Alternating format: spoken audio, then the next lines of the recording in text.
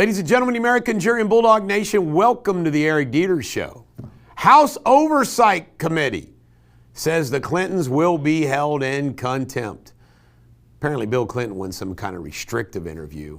No special treatment for Bill. By the way, while I'm still on this topic, Jack Smith is testifying right now, kind of an add-on to our show, before the Oversight Committee himself. And what comes out of Jamie Raskin and the Democrats' mouth is just, ugh. All right, Erica Kirk, she's weighed in. She wants a speedy trial. Apparently there's a Utah provision that it's not just the criminal defendant, it's the victims that are entitled to a speedy trial. And she's weighed in on that.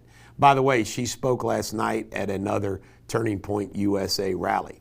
Virginia, here come the taxes. Old Spanberger didn't waste too much time. They already got an agenda of more taxes, more fees. It's what they do. Well, Virginia, you get the government you want. All right, Scott Bessent says the Fed has lost $100 billion a year for what he calls untimely asset purchases. Scott Bessent is one smart dude. President Trump's lucky to have him at Treasury. I can tell you right now, $100 billion a year? That's incredible.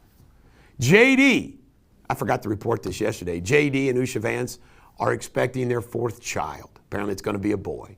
It'll be the first time that a VP's, like ever, had a baby while they're in office.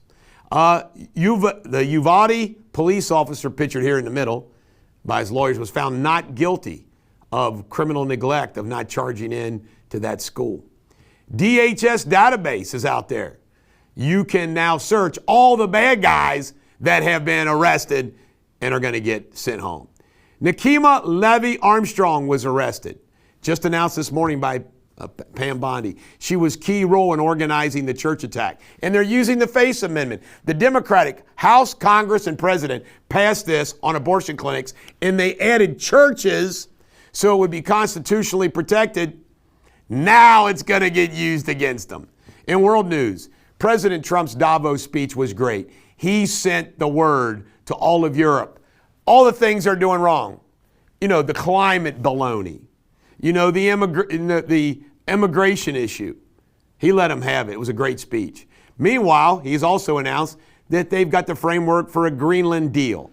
And it's kind of come out a little bit from the NATO chief that it'll include the United States having sovereign territory around their bases to do as they please to protect the world. Gavin Newsom, the old governor, he went to Davos. He was apparently blocked from going to the Church of USA to speak. The administration said, we don't want this guy around. Of course, he took time to do a pose with George Soros Jr. And the Chinese are buying Nathan's hot dogs. Wow, $450 million. Is anything sacred? Is China going to own everything? Pop culture. There's a Brazilian study that they think holds a lot of promise to help us recharge the spinal cord and spinal cord injury, reverse paralysis. Wouldn't that be great? Valentino, the great designer, 93, has died. Girl Taken, I just finished this on Netflix. Highly recommend it. It's really good.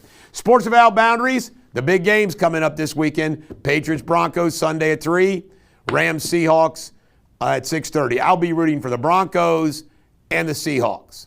Shakespeare insult of the day: do not be a sheep-biting, full-born flirt gill. This is a Bulldog. Every dog has their day. Have a great day.